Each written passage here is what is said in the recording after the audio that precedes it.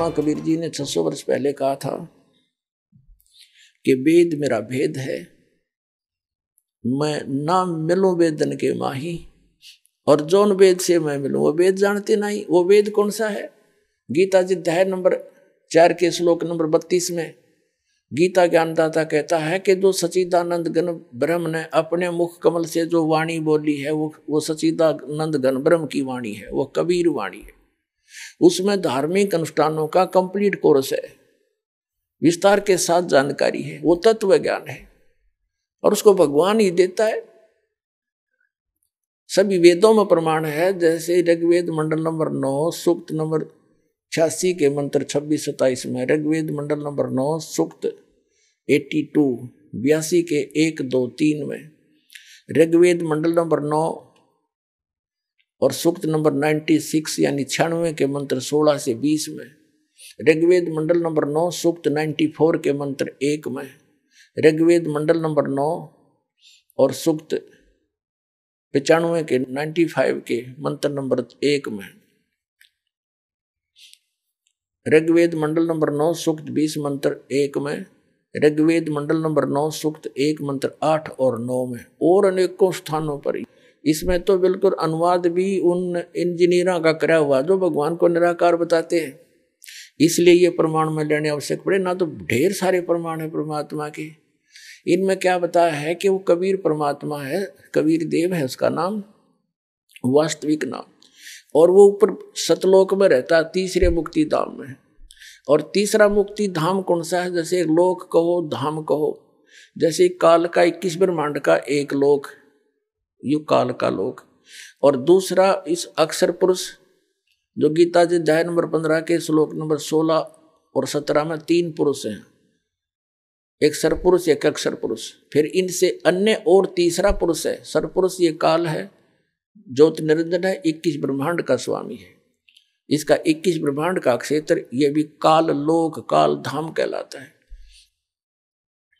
और अक्षर पुरुष है, इसके साथ संख ब्रह्मांड का ये स्वामी है।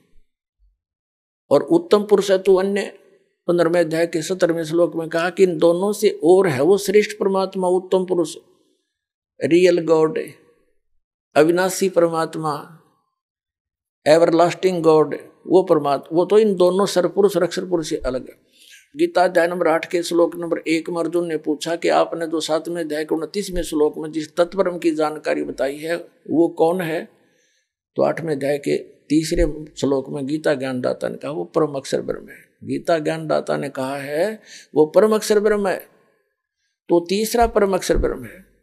तो तीसरा जो स्थान है, धाम है, ऊपर का अमर लोक है, जैसे सतलोक, अलखलोक, अगमलोक और अकैलोक है, जिसको अनामी लोक भी कहते हैं।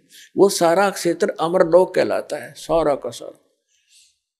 तो उस तीसरे मुक्ति धाम में ऊपर के अमर लोक में रहता है। फिर उस इन्हीं में ये बताया है कि सतलोक के जो ध्यूलोक है, ध्यूलोक माने तेजों में पृथ्वी है वहां सतलोक की, और उसमें परमात्मा एक बहुत बड़े गुम्बद में सिंहासन के ऊपर बैठा है और सिर पे मुकुट है दाता के, ऊपर छतर है उस मालिक के सफेदी कलर के, सुंदर शरीर है दाता का, और नर आकार है, मनुष्य दृश्य है, उसके एक रोमकूप में करोड़ सूर्य मिराजे करोड़ चंद्रमा, ऐसी रोशनी है। तो कहने का भाव ये है कि वेद बताते हैं वो परमात्मा तीसरे ध्यूलोक के तीसरे पृष्ठ पर, पृष्ठ माने स्थान पर विराजमान है, क्योंकि सतलोक के 3 विभाग, 3 पोर्शन हैं। जैसे अपनी दिल्ली राजधानी है, यह एक स्टेट भी है, तो बाह्य जो ग्रामीण क्षेत्र है, फिर बीच का शहर आदि का क्षेत्र है, ये सेकंड समझ लो पोर्शन, और तीसरी हमारी राजधानी जहाँ प्रधानमंत्री, राष्ट्रपति और असेंबली अपने पार्लियामेंट के लोग रहते हैं, तो वो तीसरा स्थान। ऐसे 3 विभाग हैं सतलोक के भी। तो कहते हो तीसरे मुक्ति धाम में अपनी राजधानी में विराजमान है। क्या बताते हैं कबीर गरीबदास जी? परमात्मा के साथ जाकर सतलोक में उनके यथा स्थान को देखकर वापस आए थे, तब कहा था श्वेत छतर सिर मुकुट बिराज, देखत ना उस चेहरे नु, गरीब दास ये वक्त जात है रोवोगे इस पैरे नु।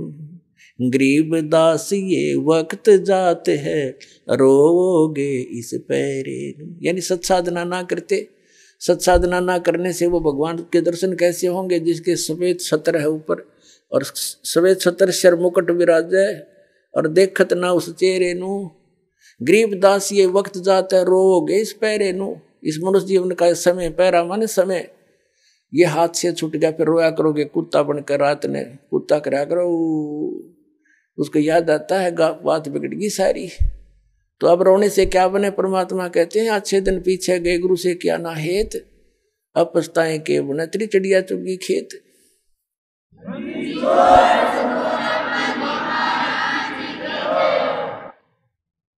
अब परमात्मा स्वयं ही वहां से चल कर आते हैं जहां वो भगवान रहते हैं।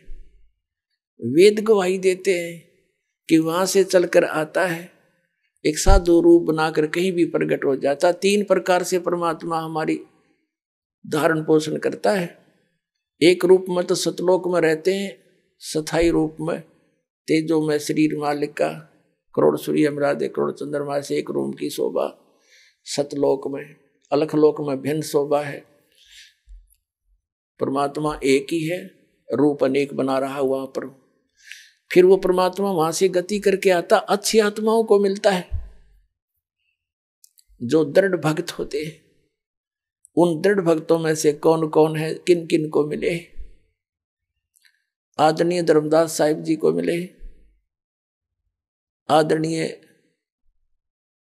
मुल्कदास साहिब जी को मिले, आदरणीय नानक साहिब जी सिख धर्म के प्रवर्तक, आदरणीय नानक देव साहिब जी से मिले, आदरणीय दादू साहिब जी से मिले, आदरणीय गरीबदास साहिब गांव छुड़ानी जिला जज्जर वाले को मिले, आदरणीय गीसा दास साहिब गांव खेखड़ा जिला मेरठ उत्तर प्रदेश वाले को मिले, और अनेकों को मिले हैं। इनका तो मूल प्रमाण हमारे सदग्रंथों में हमारे पास उपलब्ध है। वैसे कोड वर्डों में सांकेतिक बहुत वर्णन और भी मिलता है, जैसे आदरणीय नामदेव जी को मालिक मिले थे आके, क्योंकि हम बच्चे उसी के हैं।